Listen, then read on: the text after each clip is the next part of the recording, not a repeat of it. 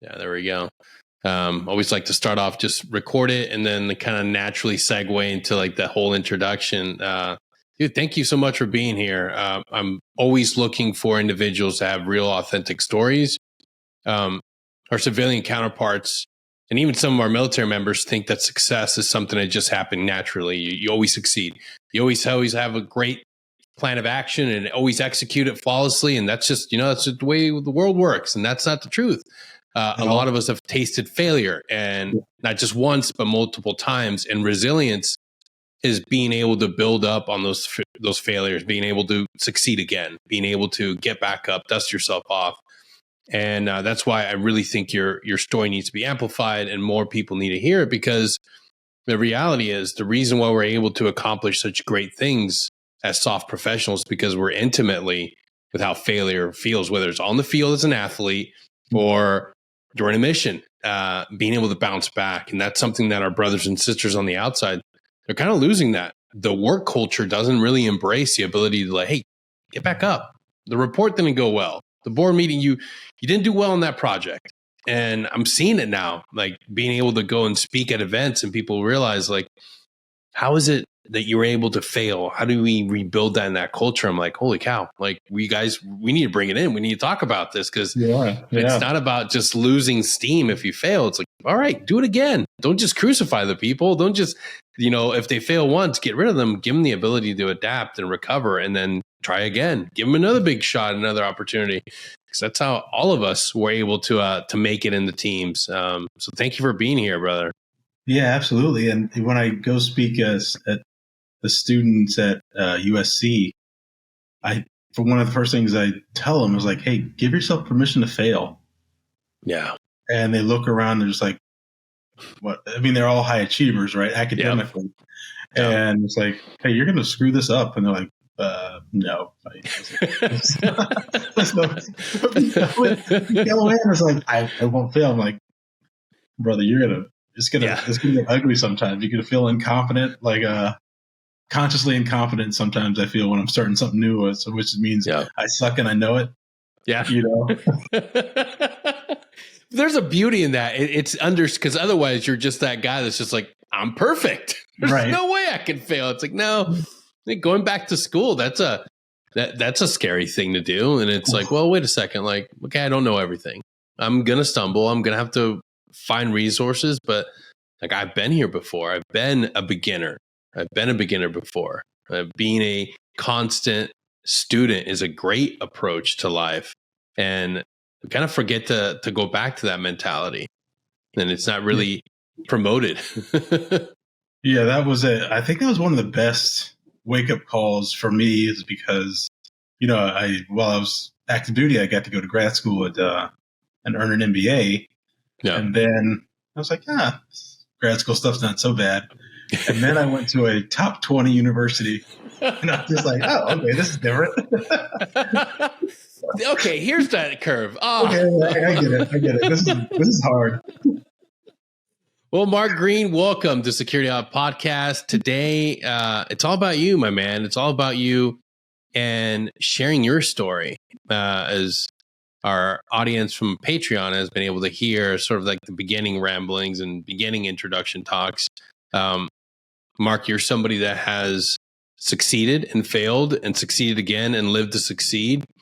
And your story helps us understand that even if we fall down, we still have the opportunity and the commitment to get back up and try again. So thank you for being here, brother. I appreciate you. Absolutely. And, I think it's because in order for us to succeed at a high level, somebody's always better. You're always failing. And the expectation is to, well, hey, stupid, get up and do it again. That's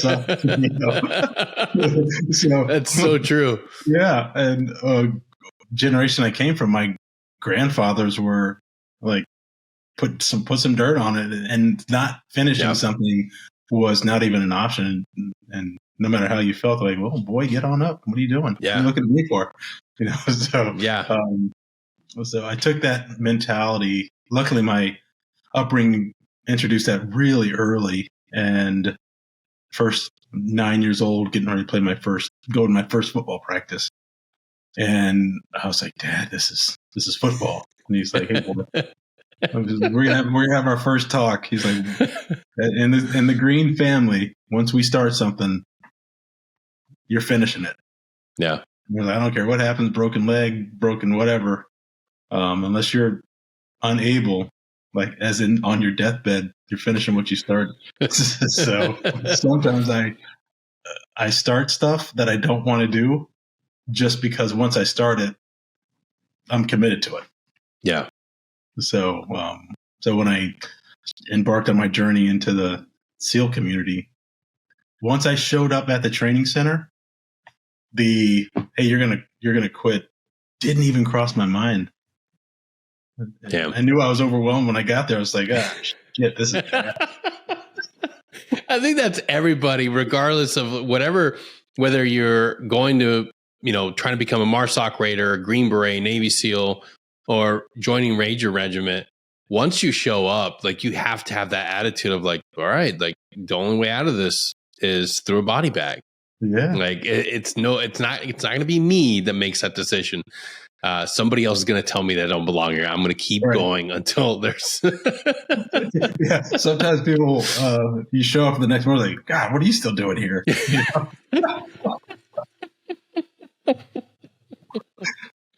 Yeah. Yeah. Cadre have a way of making you feel like, oh, fuck, man. Like, take the air out of your sails. Yes. Remember Rob Schneider and I think Waterboy, like, we suck again. Yes. Yeah. That's how I felt sometimes. But I always figured out a way to maximize the good and what I was going through, be it school, hell week, being a parent, everything's just like, well, they totally suck, There's some good in there. Yeah. But I want to go back to the sports, because that's something that I feel a lot of us that have been successful, we can connect back to those early days of practice, of putting in the work, of doing the hard things that not a lot of people wanted to do. It's kind of hard to, get up at 4 a.m. as a teenager to like get to practice, to do the extra work. When you look back at life, all those lessons, can you trace it all back to sports? Like, where was that first, like, no quit attitude being like cultivated in you? Obviously fathers, but where else? I think so. Fathers, and I had so many men in my life. My dad was around my whole time. Had grandfathers, uncles. There's men everywhere, and they just held your feet to the fire. And if you messed up, back in the day, you can little capital punishment. a little tune-up. Dude, I'm so glad you said that. Like, it's like tune-up was, that was real. It's all anecdotal. This is just me gathering information from having these great, authentic talks with individuals. But for those of us that didn't have that positive male role model or multiple male role models in our lives, we had to like figure that out and look for it elsewhere. And one of the key figures that you find that in were coaches. Yeah. Like, if you didn't have it at home, if the person, if A, there wasn't a dad, and B, like, or the person at home that is the father figure is not a good figure at all. Yeah. You at least had the coaches. And we're living in a day where, we promote the idea that men are necessary, the fathers aren't necessary. But I'm like, no, I know a lot of good teammates who did come from good homes, that did have real father figures. And that was a different individual. That was a different beast. Like, we all succeeded, we all crushed things, but they had a frame of reference of what that standard was. And it's the rest of us, we were trying to like just figure it out. Like, maybe we looked up the squad leader, or we had that coach that was just always good. So that's definitely like one of the positive things from your story, is like the understanding that, like, dude, fathers make a difference. Uncles, grandfathers, positive male role models are needed. Scariest thing I've ever heard when I was young It's like, wait till your father gets home. He's like, oof.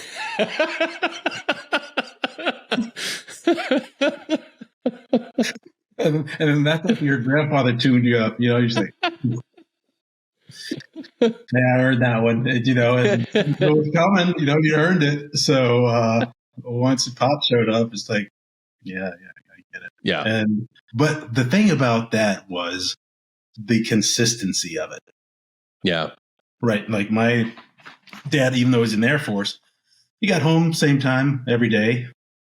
Got home a little bit grumpy, so we had to give Dad a space. And then once he settled in, everything was fine. But it's just when he walks in the door, it's just like, all right, Dad's home, and just make sure everything's squared away. So chores are done, homework's done. yeah, and so that was it, and it was more of a community. Like even teachers, there were a lot more male teachers when we were young, and it was just a lot of influence. So it was really not wanting to disappoint people who relied on you. And as a kid, my dad relied on me to be a good kid, and that really went a long way, just having the dad around. But I didn't know it at the time. It was just like, Dad again. But as I got older and had my own kids, it's like, okay, I get it. Yeah. That's one of the things with like some of the most important lessons in life. In the moment, you don't realize that you're living something that's going to be so crucial and so essential to how you function as an adult. You're just like, oh gosh, don't want to upset Dad, or man, like he's really harping on me. But then later on in life, you realize like, oh, wait a second. This is important. This is vital. Men without this go their entire life searching for it and reading books about it. And you had it at home. And it was just that, that consistency. And the coolest thing was my dad never missed a practice, never missed a game. And as whatever sporting event, and he sat in the same place every time. So all I had to do was look up and say, okay. No way. And when I saw him there, I was just like, okay, everything's good. Pops is here, and as that's awesome. I had my own kids, I always had a red hat. Nice. So whenever I went to a sporting event, red hat came on. So, and just to watch my kids searching around and they just see the red hat and you just watch them like, okay, Dad's here. Everything's good. And I try to never miss a practice and try not to miss games. And, with our job and op tempo, you're not going to be able to make everything. But my kids always remember red hat. Dude, that's powerful. Always a red hat. Damn. What was it like telling your dad about how much of an impact that was? I didn't get a chance because he died really young. And like fathers and sons, you have a rift that happens and you don't understand the decision-making process and piss each other off. And all of a sudden you're on your third deployment and haven't really sat down and talked with Pops for a while. But as he was, his cancer came back and it was terminal. And I was teaching at the sniper school. I'm from Ohio, and the sniper school at Indiana. So as he was, terminal, I could just drive home instead of driving 12 hours from Virginia. Yeah, I could just hop in the car on Friday night after work and go hang out with Dad for the weekend. And it just, you had to make a conscious decision. It's like, okay, am I going to hold on to this, or am I going to say, hey, you know what? I don't have time. I'm literally on the clock. And every time I came home, he looked worse. And I just made that decision. It's like, hey, man, this is not worth it because, you only have 6 months left with him. And then all of a sudden you have 5 months left. And then you're in the room when he passes. So I got a chance to reconnect and redeem that relationship. But one of the coolest things about as my father was terminal, lost his leg, multiple complications. Mm-hmm. The cancer was just eating him up, right? I never heard the man complain once. Not one time. Damn. He did not feel so. I mean, I'm sure he felt sorry for him, but it never showed. No. And I was just like, well, okay, well. And then that taught me as at 30 something, I was like, if he's going through this and he's not going to complain, so guess what? You don't get to complain about my TPS reports not being done the right way. Your DTS was screwed up.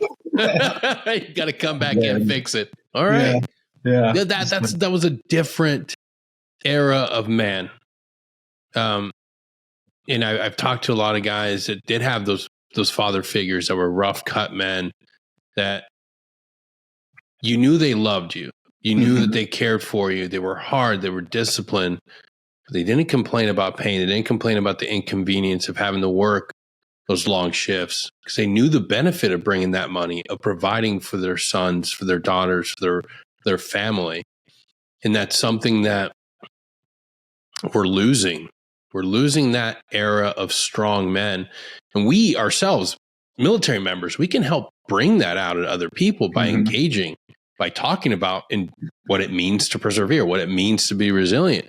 Because sometimes you just have to. And look, I'm a big champion of mental health. That's one of the main pillars of this show. Yeah. But when it comes to doing the work, you have to grit, you have to boot up, lace up, find your grit and get it done and do it and be okay with it. It's not going to be pretty. Not all of us are going to be able to have that ability to whine and complain because, hey, guess what? The mission is feed your kids, put food on the table. That's what you got to do. You got to be able to get up and do the work. And we're losing those men. We're losing that grit. But that's something we can teach. We can coach that. It's something we can bring. Yeah, and and the kids are not in those formative years not getting that. Yeah. So if we reach them, we're reaching them from infancy, basically, at a teenager or young adult. This is the first time they could have had a consistent father figure or strong man, and they're in shock a lot of times. But it's appreciated. My grandfather, just a huge man, right? And he didn't say a whole lot. And when he had his throne in the front room, so if he was in there, like we didn't make eye contact, we just ran right past. Yeah. So when he sat me down to want me to play baseball, like, boy, come over here. So I sat down. I didn't even think the guy liked me, But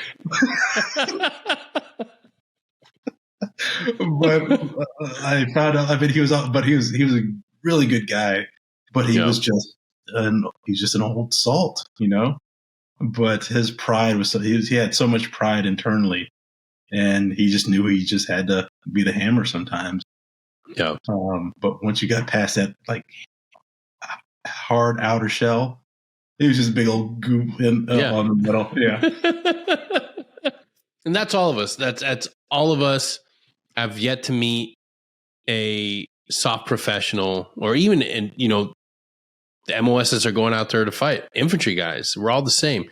You go through a hellacious firefight or going through a village, and then you see a kid, and instantly you see the humanity in every single one of the hardest dudes ever, the most bearded up, tattooed guys. You put them in a situation where a little kid that has nothing comes up to them and tugs on their jacket or pants sleeve and like wants a little bit of something to eat or some food. All of them just crumble into just the softest individuals. Yeah. And that's something that people harp on, toxic masculinity. Like, no, masculinity is a powerful thing. Yeah. And it is something that we need to celebrate, because masculinity there's also a part of it that says, like, hey, I can be kind. I can be generous. I can be helpful. It's not about just, laying down hate and shooting machine guns and getting into firefights. No, there's a component of masculinity that says, hey, I can be kind. I can take care of others. I can take care of those that are weak and need defending. And that's a beautiful aspect of seeing those strong male figures in your life, when they are able to show that kindness and playfulness. You're like, oh, that's being a man. That's part of it too. Yeah. One of the coolest things I remember seeing was old school boxers, right? I mean, they would just beating each other up for 15 rounds. And at the end of it, hey, let's hug it out. That was a good fight. Yeah. And the first time I saw it, I was like, well, that doesn't make sense. You guys are just trying to beat the hell out of each other. And then at the end of it, it's like, hey, man, it's a good fight. Yeah. And then watching MMA now, it's a different level of fighting and all the build up. And I mean, they're just getting after it. And then after the fight, so much respect between men. So when the whole toxic masculinity trope came about, I'm like, I don't. It's a conversation stopper. Yes. It's like I hate the whole racism points because that just stops the conversation. Like, well, you're a racist, and then the defense is everybody's on defense, and you stop talking. So, so when I hear stuff like that, I'm like, well, I'm willing to have a conversation about anything. Yeah.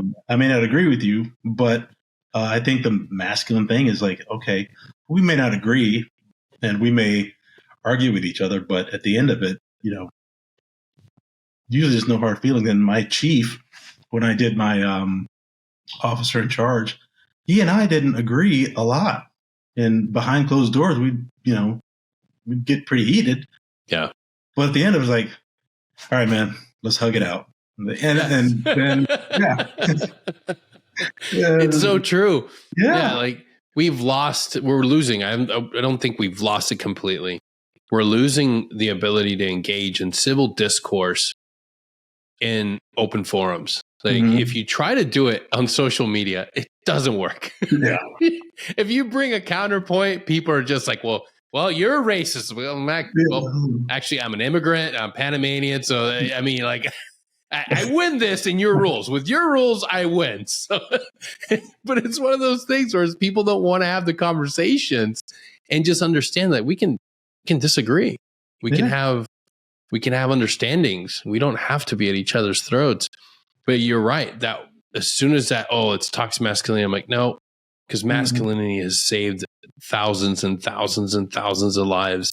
It's the reason why that firefighter runs into that fire to save people. It's the reason why a lot of us do stupid gun-ho things in the middle of a firefight just for that 1% chance that we'll get it right and we'll be able to save somebody. Yeah. And it's needed. It's one of those things where when you learn it from a family figure, it's the most beautiful thing that you can hope for. And that's why we have to champion, like, being able to make dads great again. Like, it's such an important role. Yeah. It's like our roles of being professionals don't just end when we hang up the uniform, when we leave the teams, when we leave regiment.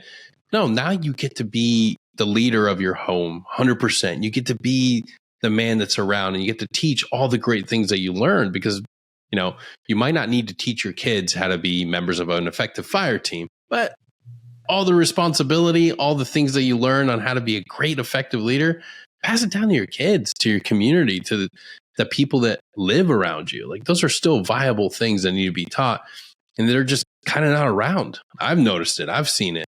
And all it takes is just being able to engage with your everyday, community member. And it's just being able to have that discourse, which is kind of like I said, it's not vanished, but it's going away. Yeah.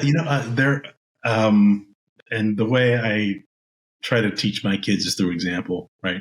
So, I 4 days a week, I go to the gym 4 days a week, do yoga on Saturdays, or I'll be pissed off. I was like, Dad, what's the matter? I'm doing a cleanse. And like, why are you doing that? I was like, I need to infuse some discipline, just to get back on track. So then my kids are like, oh, Dad's going to the gym, even though he's limping around, he's going to get it done. Or he wakes up the same time every day just because. And as soon as they walk through the door, it's like magic, man. I'm so happy to see my kids every day. Yeah. But it's being consistent. They know what they're going to get with Dad every time he shows up, And so then, it's like, hey, what time is it? What time are you supposed to be home?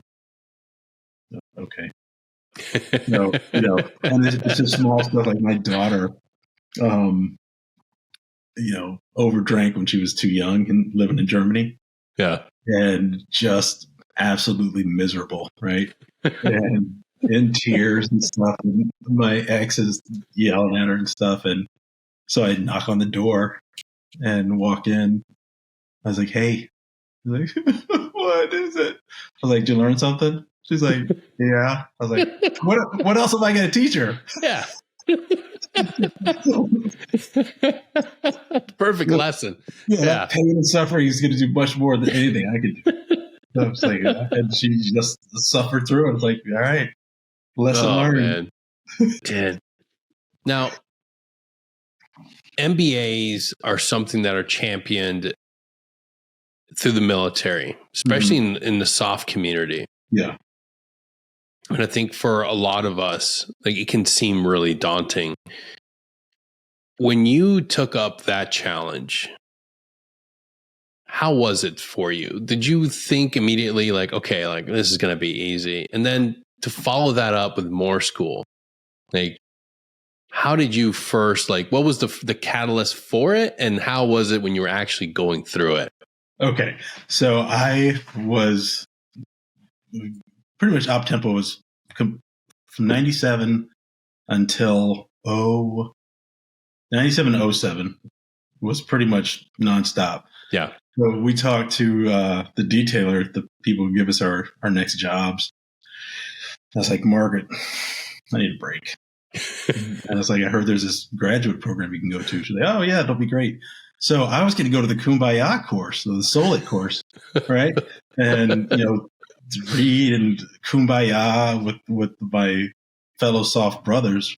And she said, well, how many kids do you have? I was like, 3.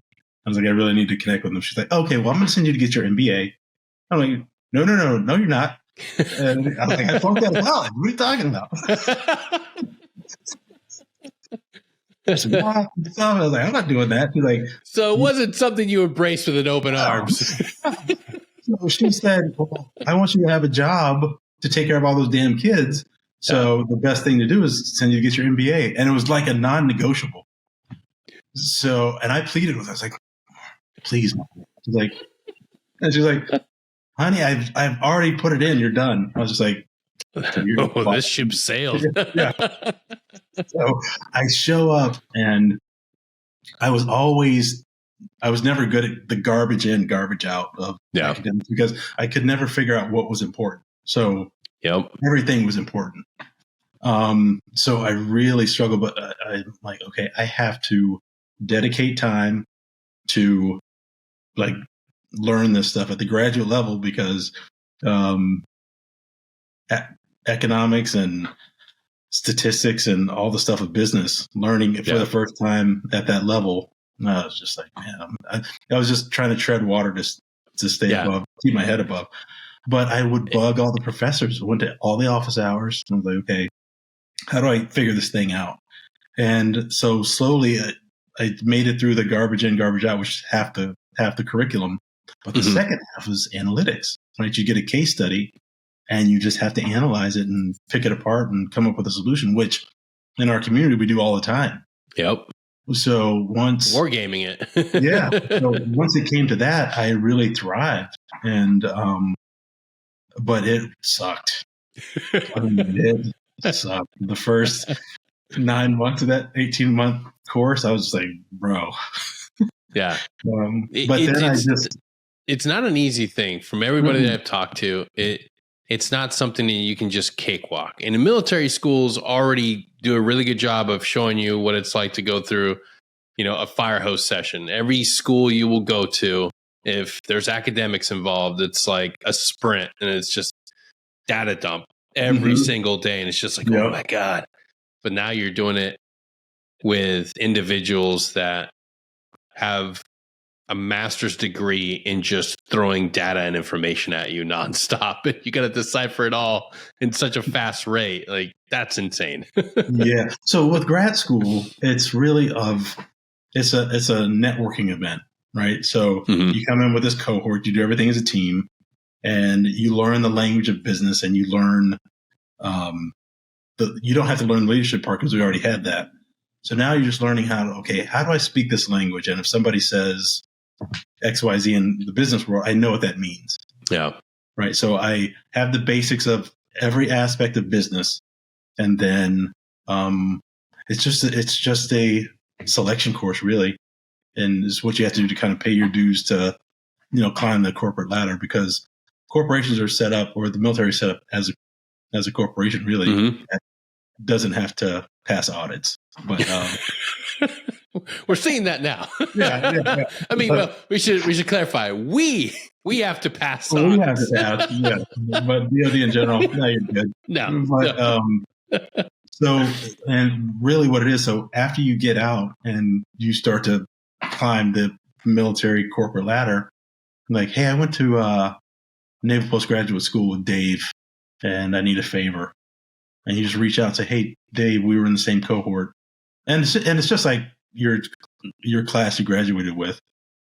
Somebody can call me from 20 years ago and said, hey, Mark, it's so-and-so from 212. I need a favor. I'm just like, oh, yeah, I got a guy, so it just broadens your aperture to succeed in the business world. So, but realistically, you're taking one class in every discipline.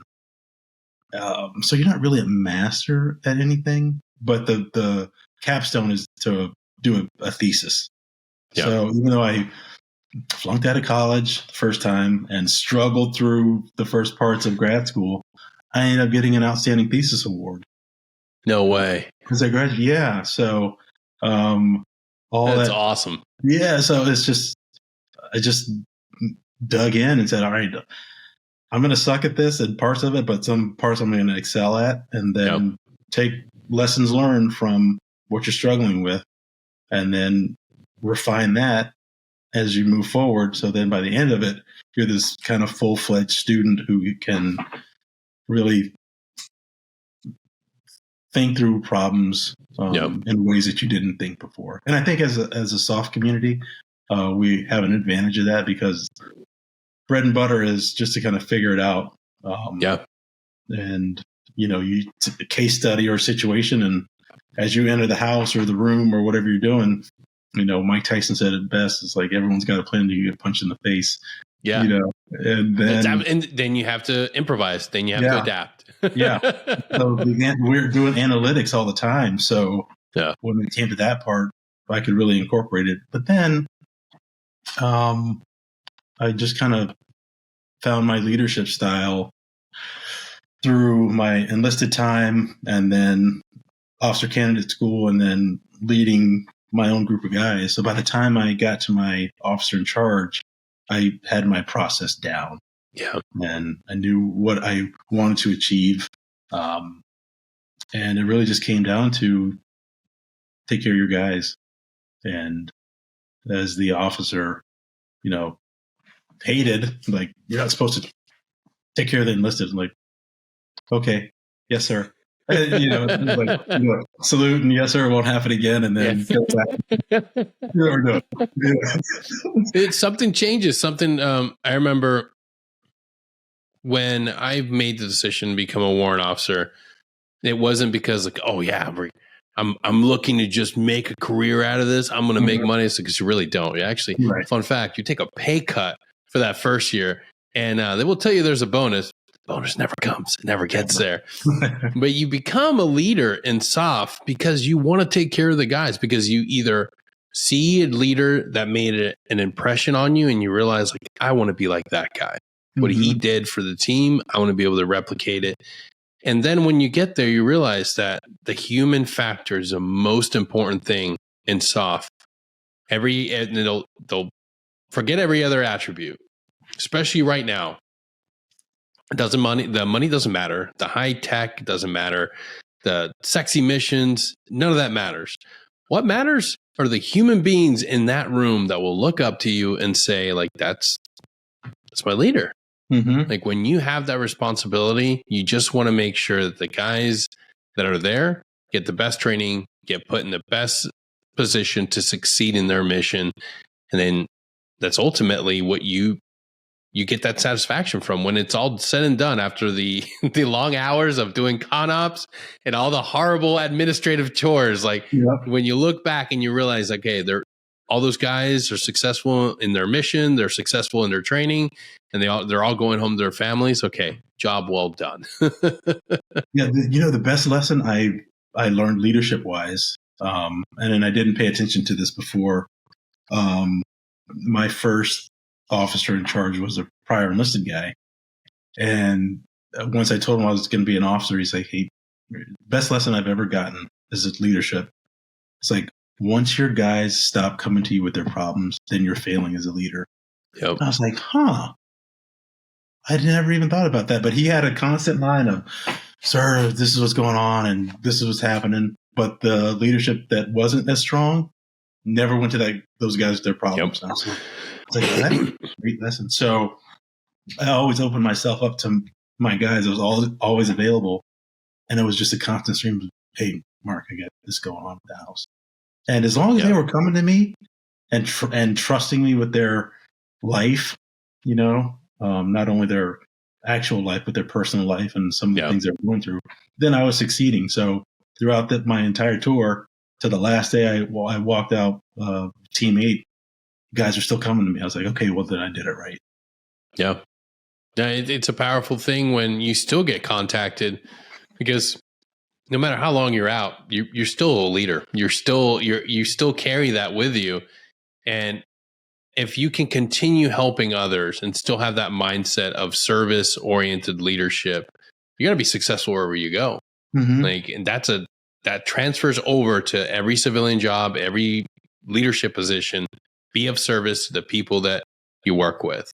And man, there is a lot of value of learning that in the military these days, whether you're non-combat MOS or support MOS or combat MOS. You can learn that leadership ability in the military, and it's still there. So if you're a young person looking for direction, looking for mentorship, looking to learn how to be a good leader, the military is always around, and I still think it's a viable option. I still think that you should probably choose going to a soft profession. That's just my thing. So that's why. We're always going to need men of action. We're always going to need individuals to fill those roles. And I think for anybody out there struggling to find themselves, take the challenge, man.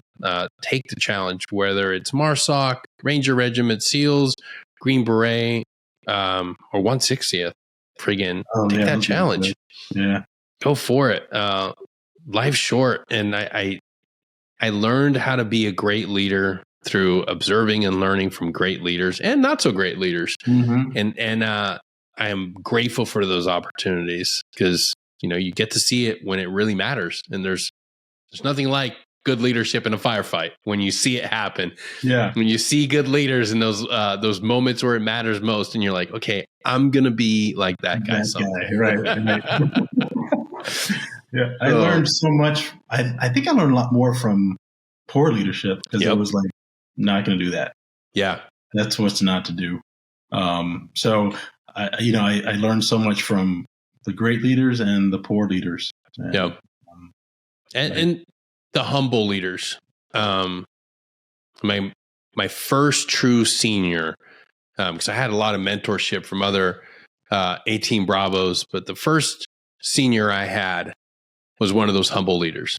Like he never boasted about himself. He never talked himself up. He never talked about any of his aspirations, all the moves he was going to make. He always took the time to show you the fundamentals, to always be there with mentorship and guidance. And he said, when you're going to become a leader, like there are 3 things you need to always be looking out for and always trying to achieve. It's like you're not guaranteed to have all 3, but you should always be trying for all 3. And I was like, that was different, because every other leader that I had was always telling me all these different things to focus on.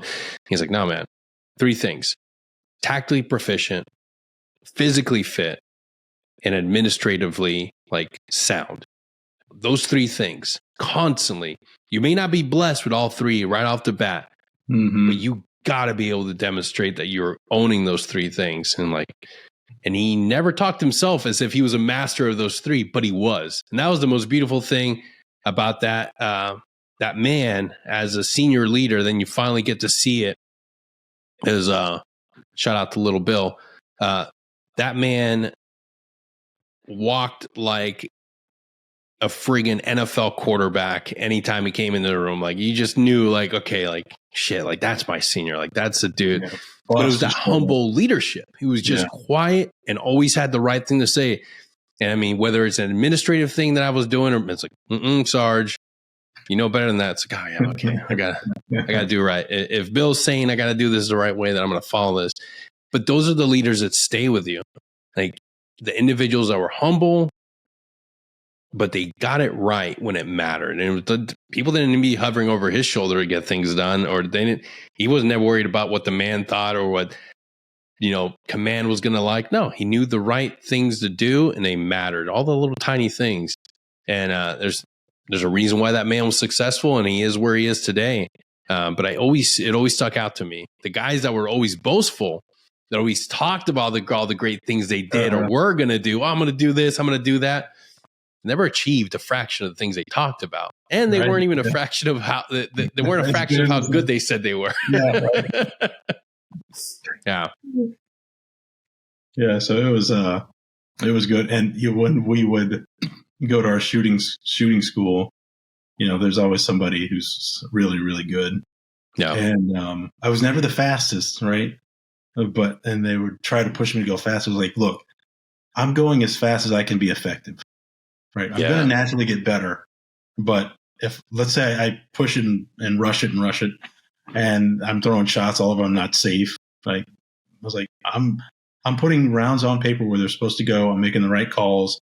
Am I doing it the fastest? No. But am I able to keep up with the tempo and stay ahead of it? Yeah. And I was like, speed's going to come. Yes. With more reps, the speed's going to come. But I was really strong on, hey, just stick with the fundamentals and be consistently good fundamentally. And then your skill set's going to improve over time. So by the time we were done with shooting school, my foundation was strong enough to where, I could hang with some of the better shooters. Yeah. That's a testament to like real training, like useful, purposeful training. You're not going out there to train speed. You're going out there to like master fundamentals. Speed will come. Speed will come. But I can't do anything with a guy if he can't group, if he can't zero. Those are things like for everybody sees a shot timer. That's the first thing they like, oh, I'm going to go shot timer. Like, I'm going to go clear the plates. No, screw that. Like, dude, let's get you zeroed. Let's see your grouping. Let's see what you're doing to fundamentals. Like, let's do some basic principle drills. Then you work up on speed. That's another thing that I saw just beautifully demonstrated by one of my friends, like one of the best coaches I ever seen when it came to drilling and instructing. And the guy had been doing it he's one of those guys from, the more pampered battalion that gets a lot more training and they do more of the sexier missions. And they eventually come back to the line teams and they eventually come back. And watching him teach younger, newer Green Berets how to work that speed was like a masterclass. Because he realized after all those years of constantly doing CQB, constantly training, working, you develop the proper way to teach someone. And before you know it, you got brand new guys, brand new Green Berets that are just clearing and doing just stress tests or just crushing it. It's like, okay, that's like a fish in water scenario. That man knows how to teach that. Like, and those professionals, like, we're losing them. Now we're losing those GWAT era professionals, those veterans are slowly transitioning like we have. Yeah. Now we're the old guys. Yeah. Doing podcasts. Writing books, speaking, and sharing with the rest of the world how to be successful through times of stress, which I never thought that was something that was needed till I got out, till I saw that. That's not something that just is organically taught and learned in the corporate world, in normal everyday America. I learned so much in like college football because in high school you're a raw talent, but you're not refined because most coaches aren't any good in high school. Let's be honest. Yeah. So I perform my way through high school, but then I got to college, and then coaching happened. Yeah. Right. And it was, I remember because I played quarterback. So, do a little play action, and I would look back to the running back, and I would stay looking backwards. And the coach had something, hit me on the head. He's like, "What are you looking back there for?" I was like, "The 300-pound guy who wants to take your head off is in front of you." I was just like, football, Yes, this might be important. What did 300-pound guy? It's just little lessons like that. And the first time I learned football was in college, and we were running the scout team. So after practice, the coach would be like, "Okay, you young freshmen, we're going to run a couple plays." So Coach Sean walks up and says, "Okay, Mark, we're going to do play action. We're going to put this guy in motion. The corner's going to step over. The linebacker's going to step over. You're going to do play action. And right in the middle of the field, you're going to throw in this bubble because everyone's going to clear out of that." And I was like, "Man, there's no way that's going to work."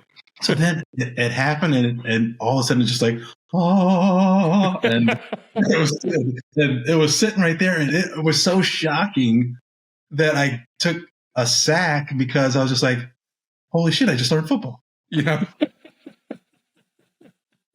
Wait a second. Yeah. These other things have an effect on the rest of the players in the field? It's amazing. Yeah. So, I never forgot that lesson because I realized what I didn't know. Yeah. Right. And there's a rhyme and reason to everything you're doing. And I learned football in college. And it was crazy. But, I realized that you have these great high school athletes who they go to college, and they don't thrive because they can't handle the speed of the game, either the actual foot speed or, everybody's fast, right? Yeah. So then you just have to be incrementally better. And, some of the best players in the NFL or best college players who didn't make it to the NFL for whatever reason couldn't adjust to the speed of the game. Mm-hmm. Or either in the wrong system or something. So when I see Tom Brady, I was talking to a gentleman who played for the Browns. He was a rookie, and Tom had won like his third Super Bowl. And Tom had dropped back, and this kid was like, "I've got a beat on him." He's like, "I got him." And he said, "Tom stepped 6 inches one way." He's like, "I might as well have been in Minnesota." She's like, I was completely out of the game. I was like, there's no way I could have. The guy just moved 6 inches. Yeah. And he's just like, "I'm just not good enough yet." And, Tom, over the course of time, was in the right system, and he was consistent, and he just studied the game, and he knew that kid was at the wrong angle. He's like, "Oh, well, dumb kid over here. Let me just move over 6 inches." Yeah. And he's just like, I was completely... I might as well have been in another state. And, yeah, it's being able to observe somebody that has mastered their profession so well that they can observe every single aspect. And there's parallels to it in the military. You see it in planning operations. You see it when you got a sister team that's got, younger, detachment commander, younger team sergeant, and maybe they don't have a warrant, and then you see their mission plan and like, "Oh, okay. Yeah. Good luck with that brief. Good luck getting that approved." Like, it's not going to, but good luck with that. And all you did to get yours approved was just a single dot. Like, "Yep, I'm just going to put this right here because they're going to want to see IO. That they're going to want to see that, and that's what's going to get approved." Yeah, being able to witness somebody that knows like every single facet of their craft is just like holy shit. That's a whole different human being. Like, because they study the small basics, they study the small little aspects that a lot of us forget or we bypass. Mm-hmm. Yeah, and when the tier 1 guys would come back to us, like you said, they were just a wealth of knowledge, and they just saw the battlefield or they saw the situation at such a higher level that when they came back down to our level, they were just so good at the basics. Yeah. And it's just incremental. They were initially they had the attributes to make it through selection, but then they earned the right to do that job at that level. Yep. And they just refined and basics. And they could go in and do pirouettes and all, hang from chandeliers and all the stuff you see in movies. But why? Yeah. Communicate. Yeah, it's a misconception where people think that they see something on TV and they think, oh, it's just all this tech, all this information, all these gadgets. It's like, oh, dude, if you're looking at it, it's a TV show. Mm-hmm. Those are actors. The real dudes, the real tier one, the cream of the crop, the best of the best, they have mastered the basics. Mm-hmm. It might look boring when you see an infantry kid doing it, where it's not sexy to look at Calf Scouts, it's not sexy to look at 11 Bravos, it's not cool to look at your basic. I'm like, they're still professionals. They're mm-hmm. doing the same things that the tier one dudes are masters at. Like masterly, just repeatedly work through the principles, and they add a little more flair, and they add a couple new techniques. But at the end of the day, they are masters of the basics. When you walk away from that, like, then you're negating what made you the very best at it. And it's just the basics, the principles are all there. Very important to still always understand that the difference between somebody that is a professional in a career field is the same things that maybe you and your friends don't look at and find sexy anymore, and that's the basics. Yeah. Uh-huh. Yeah, and I still don't go far past the basics with anything, be it driving, or if I go back to the range, I always start from dry firing, not sexy, not sexy at all, But you have to refine those things first and make sure you don't lose those, because you can't progress at the right level and be as proficient and efficient unless you have that foundation. So I'm just a huge proponent of, hey man, just do the basics, and do the basics so well that once they add things onto it and things go south, you're going to revert to your lowest common denominator, which is exactly. Yeah. Everybody looks at John Wick and they're like, I want to train that. I'm like, okay, well, for one, that's choreography. Uh-huh. You can go dance right now. You can go take a lesson in dancing like that. That'd be great. But if you want to be able to be, well-versed and skilled when it comes to firearms, you go do the basics, and the same can be applied to any profession. Yeah. It's just understanding that's what creates a Tom Brady. Yeah. And, when I went to grad school for the second time, it was still the same thing. Okay, you got to wake up. You got to get into a routine. You got to read. It's basic stuff. It's just at a higher level and faster. And what I found out at what differentiated USC from the Naval Postgraduate School was pace and volume. So the pace is fast, and they just fire hose on full blast, and you're like, all right, what the fuck just happened? That's the uncomfortable questions. And I'm like, dude, how did you manage that? Like, because I assumed that the volume and the speed was going to be an issue. Like, how bad was it in reality? So it was worse than it should have been, because so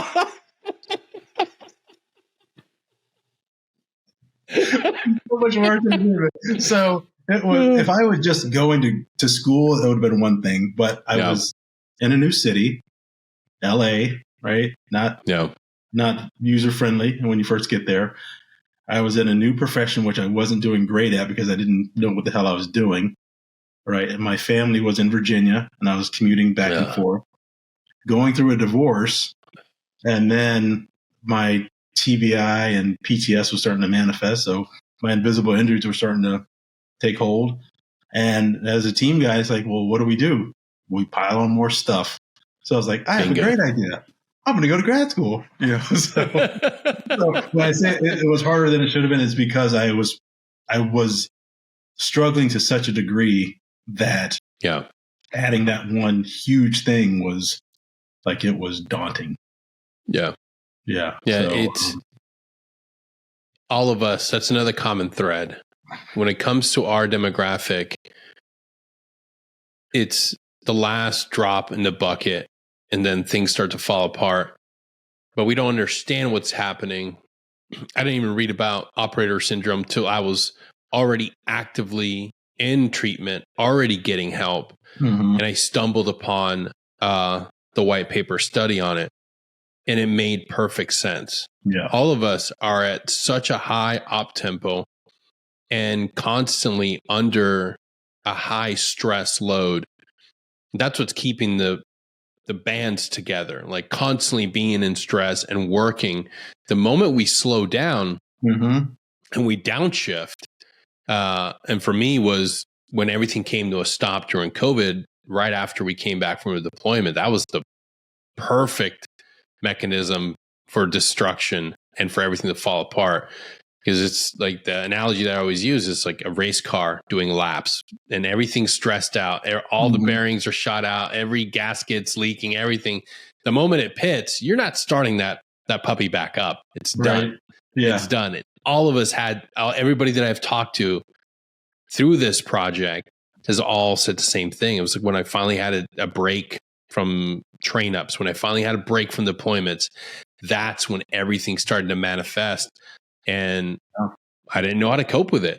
Mhm. So a lot of guys turn to alcohol, they turn to other maladaptive coping devices, or they put more stress back onto themselves so they can ignore it. It's brilliant. Yeah. So you're not alone. That's a common thread I've found. We are the worst patients. We are the worst because we've beat the system before.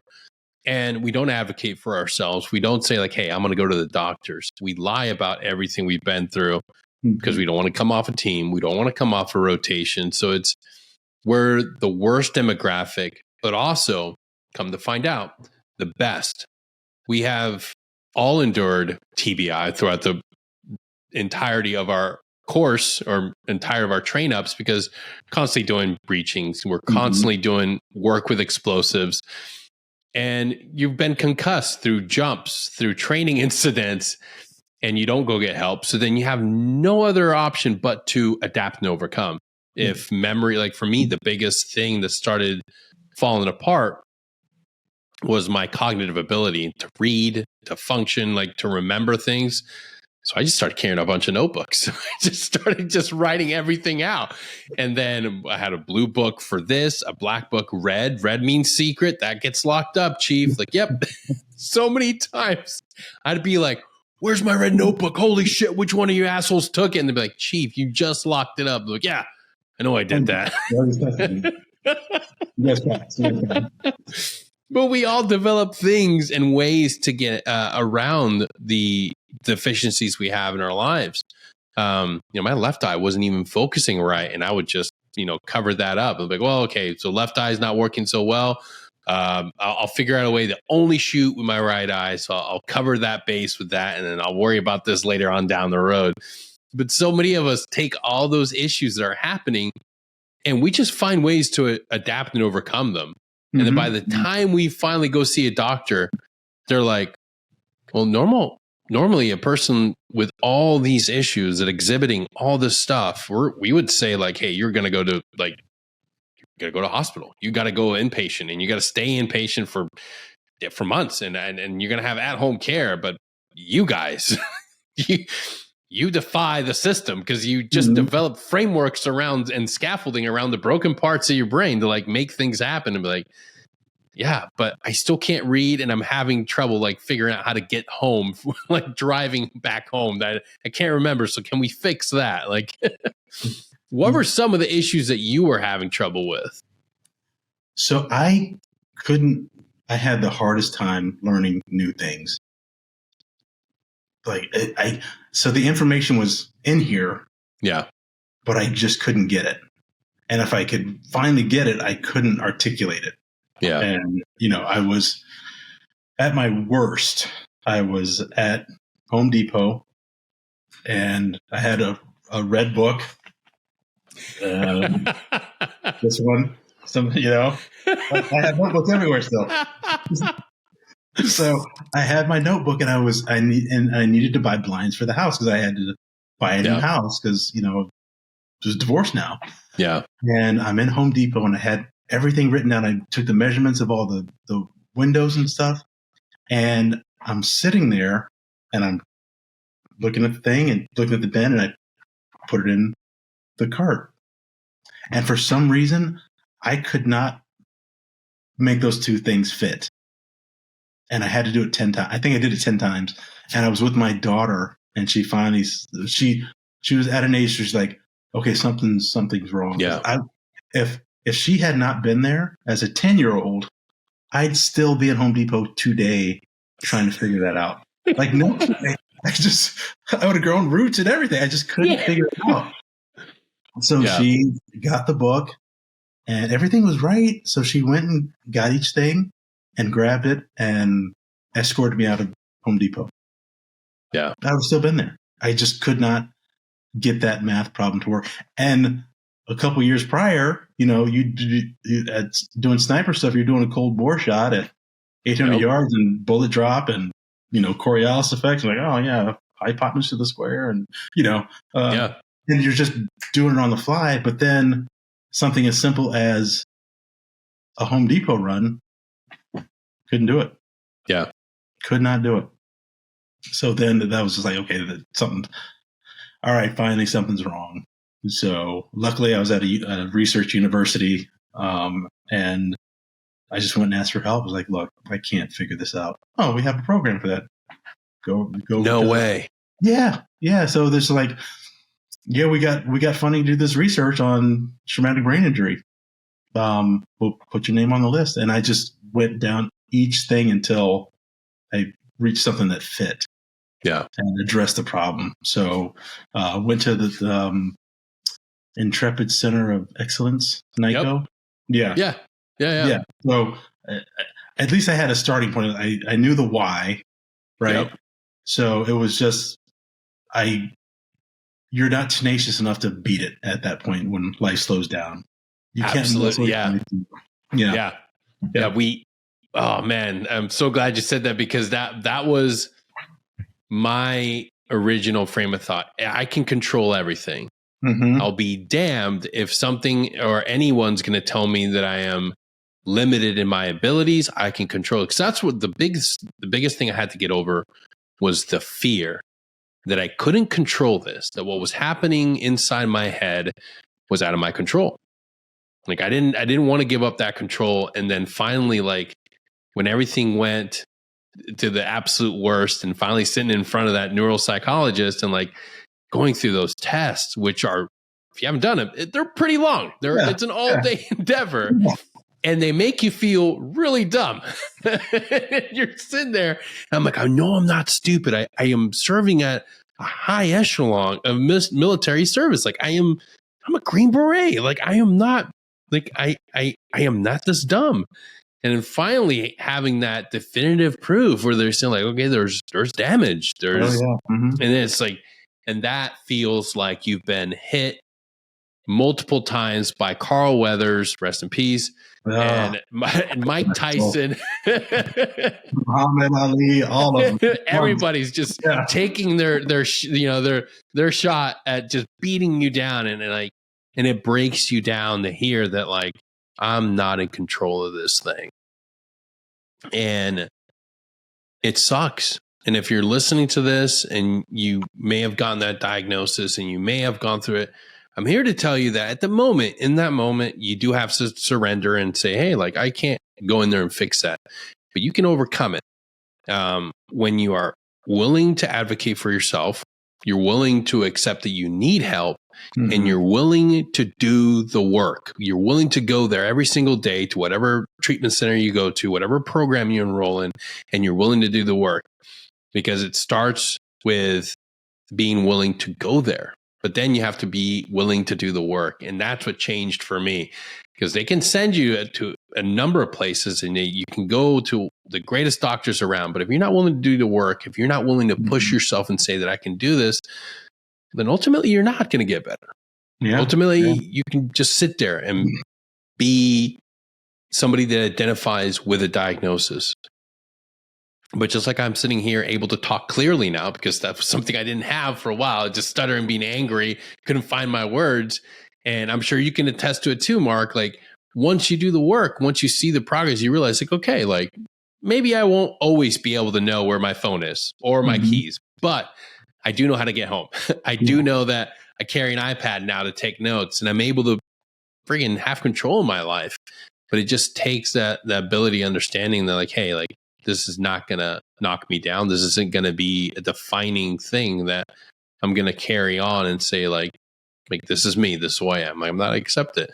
But yeah, it's something that definitely sucks when you see it and when your family sees it. Because my wife was seeing the struggle, and I didn't want to embrace it at first. I didn't want to say that like I couldn't control this because I hung in. I was fighting it for a long time. Yeah, and you have to, once you find that treatment that works for you, you have to approach it as tenaciously as you did your former life. You have to be relentless on getting better, and it's easy to say, you know what, I'll just have one more drink, or I'll do one more thing that's not that will mask what I need to do. I'll self-medicate and I'll be fine. And then all of a sudden you're in a deeper hole with one more problem to solve. So if you can, my advice is just keep plugging away. You have everything it takes to get better. Just find what works for you. And it's going to take you're going to have some misses. Somebody's going to say, hey, go do this one thing, and you do it, and you're just like, that was the absolute worst thing I've ever done. But then that could lead you to somewhere else. And finally, I've had 4 shoulder surgeries. Both rotators have been repaired. Oof. And after the second one, I was like, hey, doc, I do not want to be on synthetic heroin as I'm recovering. Yeah. I was like, give me 2 days worth of stuff, but I have to do something else. And he looked at me, he's like, well, yeah, just do yoga. Yoga's better than medicine anyway. I was like, get the fuck out of here. Breathing and warrior to get out of here with that. So one day I had an opportunity to go to yoga. I was like,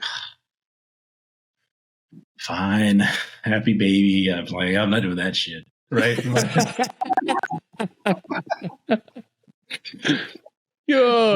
But it was start off. I do it on Saturday, first thing in the morning, and it just resets everything. Yeah. And I call the guy, still in contact with him. I was like, thanks so much for that advice, because doing my staying in the gym and stuff, that's great. Yep. But when my body's pissed off and angry and tight, and I'm just frustrated, finishing off the week, just doing an hour in a yoga class and just recentering is like, that is the best medicine. Yeah. And dude, I had the same experience, but it was mindfulness. I went to Intrepid Spirit, and again, it was on the idea that they were going to give me something to take away the pain.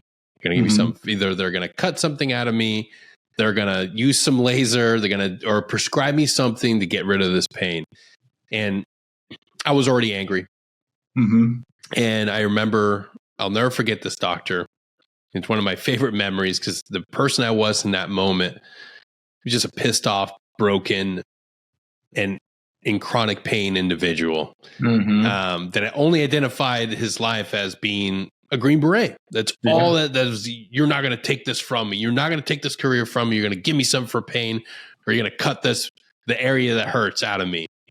And I remember the doctor's like, hey, we can do a lot of things. We can address a lot of things, but I need you to understand we may not be able to do anything for the pain.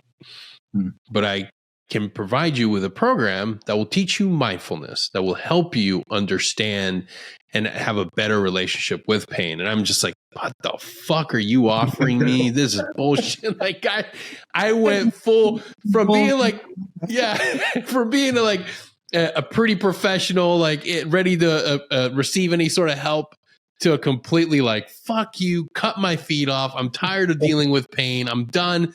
You've got the metal tink tinks. I've seen you give it to people. Take my feet and give me those. And I just remember leaving there really angry. But thankfully, I went back and I followed through the treatment. I followed through and all the different modalities that they offered. And I was hesitant on mindfulness and I didn't touch it. I didn't deal with it. Months go by, things get worse. And eventually I have to go inpatient to a mental health treatment facility. And where you can't escape, you can't leave, you can't do anything. The one thing I found there was a book by John Kabat-Zinn called Wherever You Go, There You Are. And it's a book on mindfulness. And I read that book and it was like, again, trying to decipher ancient hieroglyphs because it doesn't read like an instruction manual. It was really hard to decipher. But that lady's voice was still there telling me like, hey, this is something that can help you with pain. And it was the same thing. I finally sat down and I practiced mindfulness. And just like yoga is therapeutic and it helps you deal with trauma, mindfulness helps you deal with pain and remind you that the only thing that matters, the only thing you can actually truly affect and be in is the present moment. And that was a definitive moment in my journey to getting better. I understood it. Conventional medicine's great, but you got to be able to embrace every modality, take every option. And if you're like me and somebody's offered yoga or mindfulness and you've been really harsh and bitter about it, be open to it because I am here right now. Like, I'm a certified instructor now. I believe in it so much because of what it's given me in my life. It's no different than when I was taking copious amounts of pain medication because it's changed my whole relationship with pain. It's understanding that pain comes and goes. You touch it and you let it go. It's something that every veteran right now from the GWAT area, we're in pain. Chronic pain is one of the biggest things, but we can overcome it. And we don't have to take synthetic heroin and we don't have to take these compounds that are addictive and will actually, like, in the long run, even Motrin is not good for us. I didn't even know that till another doctor was like, how many times were you prescribed 800 milligram Motrin? I was like, doc, I don't know. How many times did I drink water? It's like, it's one of the things that was administered to us like all the freaking time. And then come to find out, once you hit, 39, you go through these evaluations with doctors and they're like, hey, we really need to look at all your systems because that much Motrin in your system is not good. I was like, well, what can it affect? And they're like, oh, it can affect your reproduction. It can affect your liver. I'm like, well, what can't it affect? I and from a young age, for some reason, my dad was just like, I'm not taking any damn medicine. So I just don't like taking medicine. And, the cool thing about yoga for all you single guys, you'll probably be the only dude in class. So, let's say. Added bonus. Yo, Mark, I can't thank you enough for being here. Before I let you go, I know I've been eating up a lot of your time, and I'm grateful for sharing your wisdom with the audience. Your book highlights your journey, but it also highlights transition, which is one of the most daunting tasks any service member will do, whether you're a Navy SEAL, Ranger, Green Beret, MARSOC Raider, or 92 Golf. Like all of us are at some point going to walk away from the military. And it can seem like a very daunting mission, but it can also be a great journey in understanding your purpose, your passion, and your own true identity. What are some words of advice to anybody that's out there right now going through their transition journey? So I'll break it down in professionally, when you're let's say you're at a fundraising event, right? And it's for the soft community. And somebody walks up to you and says, hey, do you need any help? Swallow your pride and say yes. The best relationship I've had in a long time was a gentleman who came up to me and said, "Hey, Mark, are you excited about, you're an officer, you have your MBA, you've been a SEAL for 20 years, are you excited about retiring?" I was like, "I'm actually terrified because I have no idea what I'm good at." So this gentleman's like, "Okay, no, we're not doing that." So he said, "You're going to come out to LA and we're going to make sure you're taken care of." First thing I said in my mind was like, "Well, why would you do that? You don't even know me." I kind of got defensive, right? But I was like, why am I pissed off? This guy's offered to help. Immediately go into fight stance. Yeah, what else? But when you're at these events, right, the people who come up to you or are at the event, they are excited to help. Yeah.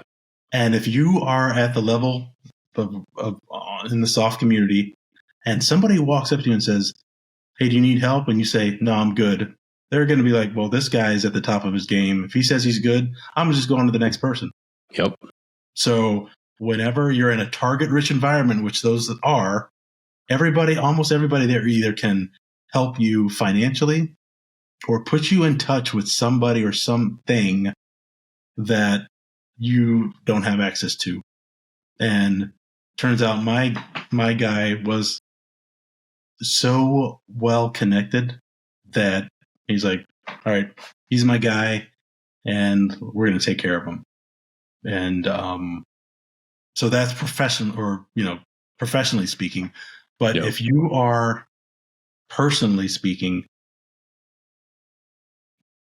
swallow your pride, understand that you are not the same person coming out of that churn as you were going into it.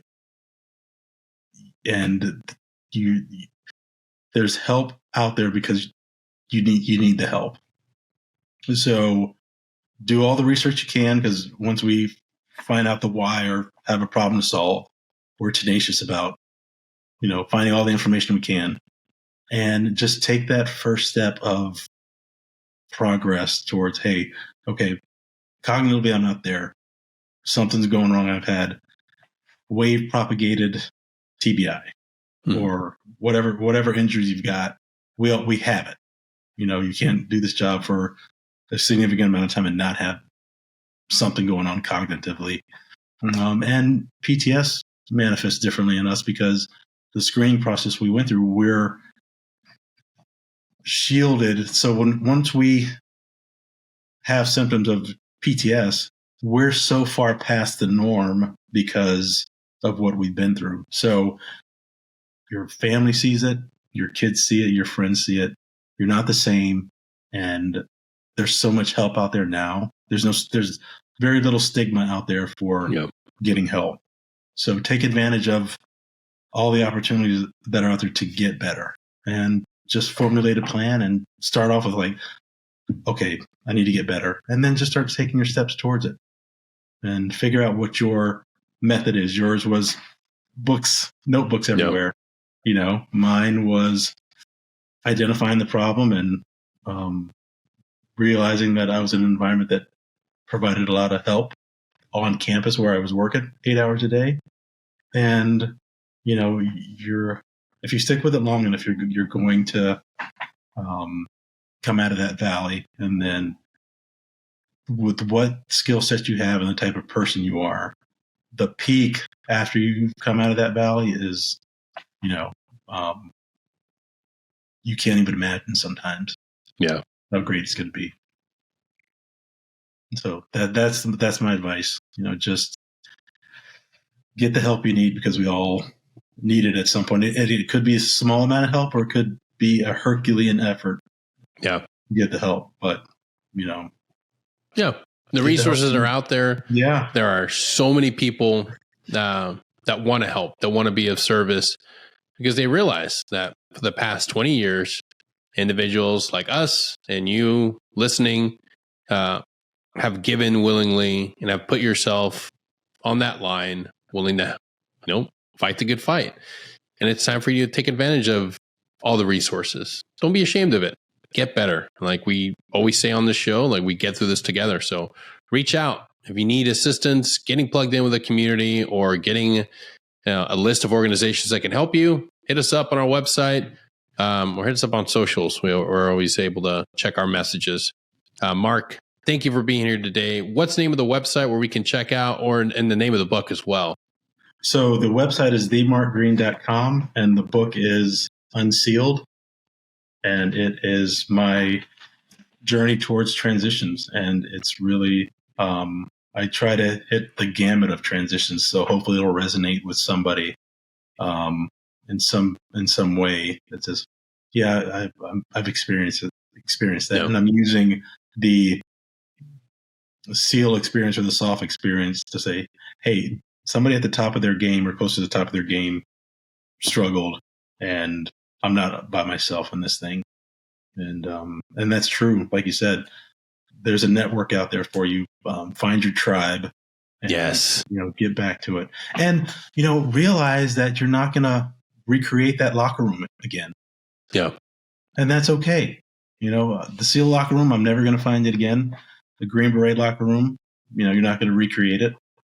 But just because you can't recreate that locker room doesn't mean you can't recreate a different one. Exactly. And mine was my USC tribe. And that place I love it so much because it was such a place of healing for me. Yeah. Yeah. So helps out there. So get after it. Heck yeah, Mark. Thank you so much for being here. Pick up the new book, Unsealed. Check On you all my out next website time. and then, and the website. Yeah. Yeah, on the website and then on Amazon. Yes. If you get it on Amazon, do me a favor and leave a review so it pushes the algorithm to get it out to more people. Awesome. And if you're wondering where you can find all this information, it'll be in the episode description when I publish this on Spotify. And then check it out. Go to Amazon, buy it. And also, Mark, what are your social handles? Are you on Instagram? I am on Instagram. It's everything that the Mark Greene. So we changed everything so all the cavemen can find it. Well, don't worry, because we'll put that also on the episode description and on YouTube when we publish this. Mark, thank you so much for being here again. And to all of you listening, get help. Take care of yourself. Remember, you deserve it. And we get through this together. Until next time, guys, take care.